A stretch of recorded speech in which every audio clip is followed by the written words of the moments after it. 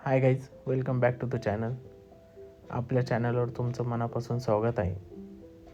आजपासून आपण एका नवीन आणि अतिशय महत्त्वाच्या मालिकेला सुरुवात करत आहोत. आत्तापर्यंत तुम्ही चॅनलवर भरपूर सपोर्ट केला आहे आणि यापुढेही करणार आहेत. त्यासाठी धन्यवाद. आपल्या चॅनलवर आजपर्यंत आपण प्रवास, रोड ट्रिप, गाड्या, आपल्या आजूबाजूला घडणाऱ्या घटना आणि आयुष्यात आलेले विविध अनुभव यावर आधारित अनेक गोष्टी आणि अनेक व्हिडिओ पाहिले आहेत.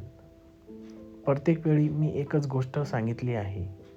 मी जे काही मांडतो, ज्या अनुभवावर आणि निरीक्षणावर आणि समाजात दिसणाऱ्या वास्तवावर आधारित असते. आजची ही मालिका देखील याच पद्धतीची आहे. ही कथा कोणत्याही एका व्यक्तीची किंवा कुटुंबाची नाही. आपल्या समाजात अनेक ठिकाणी वेगवेगळ्या स्वरूपात अशा घटना घडत असतात.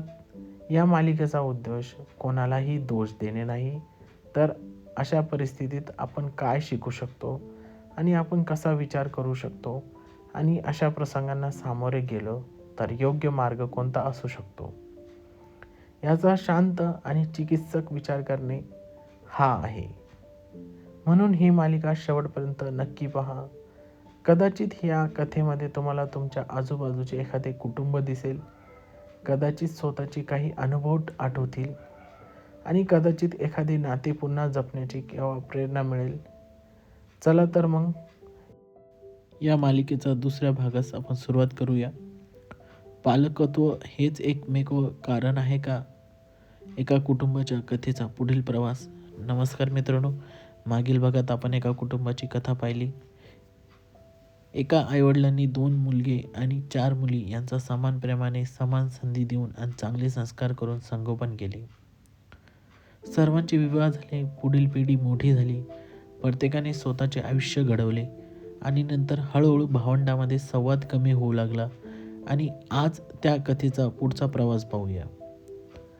काळ पुढे सरकत गेला. प्रत्येक भाऊ आणि बहीण आपापल्या संसारात, नोकरीत, व्यवसायात आणि मुलांच्या जबाबदाऱ्यामध्ये अधिक व्यस्त झाले.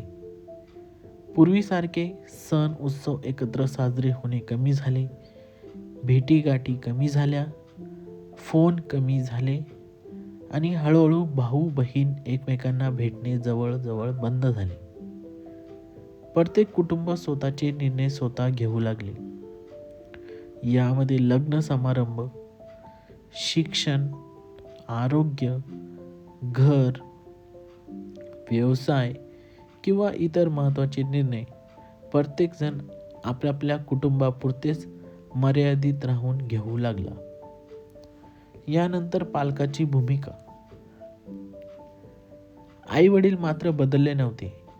त्यांचे प्रेम प्रत्येक मुलावर आणि प्रत्येक मुलीवर तितकेच होते. ज्याला गरज असेल त्याला ते मदत करत होते. त्यामध्ये कोणाला अधिक आर्थिक आधार, कोणाला मानसिक आधार, तर कोणाला फक्त प्रेमाचे 2 शब्द.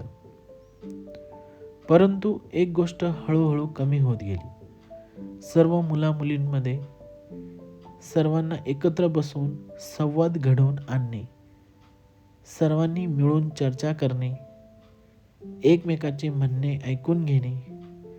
प्रत्येकाशी वेगवेगळा संवाद होत होता, पण सर्वांनी एकत्र बसून बोलण्याचे प्रसंग दुर्मिळ होत गेले. परिणामी प्रत्येकाला परिस्थितीची माहिती वेगवेगळ्या मार्गाने मिळू लागली. कधी ऐकीव माहिती, कधी अपूर्ण माहिती, कधी स्वतःचे अंदाज, तर कधीचे स्वतःचे अंदाज, नंतर कधीतरी गैरसमज. थेट संवाद कमी झाल्यामुळे मनातील प्रश्न अनुत्तरित राहिले.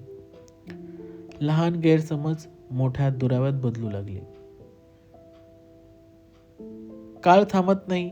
पुढील पिढी, 2 भावांच्या मुलांमध्येही तेच चित्र दिसू लागले. चुलत भाऊ बहिणी एकत्र वाढले नाहीत. त्यांच्या भेटी फक्त लग्न समारंभ, अंत्यविधी किंवा इतर औपचारिक कार्यक्रमापुरतेच अमर्यादित राहिले. पुढे नातवंडामध्ये हेच घडले. त्यांनी एकमेकांची नावे माहिती होती, पण आयुष्य माहिती नव्हते. रक्ताची नाते होते पण भावनिक जवळीक नव्हती. हसून बोलणे होते पण ते फक्त औपचारिक पुरतेच. कोणी कुणाच्या सुखदुःखात मनापासून सहभागी होत नव्हते. आता प्रश्न असा आहे, या परिस्थितीला नेमकं कोण जबाबदार आहे? फक्त पालक? तर उत्तर आहे नाही.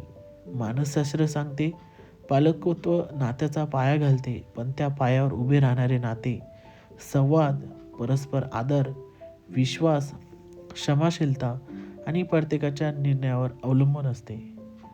समाजशास्त्र सांगते विवाह, नोकरी, आर्थिक विषमता, स्थलांतर, मालमत्तेचे प्रश्न, वेळेचा अभाव आणि बदललेल्या जबाबदाऱ्या यामुळे नात्यामध्ये बदल होत गेला.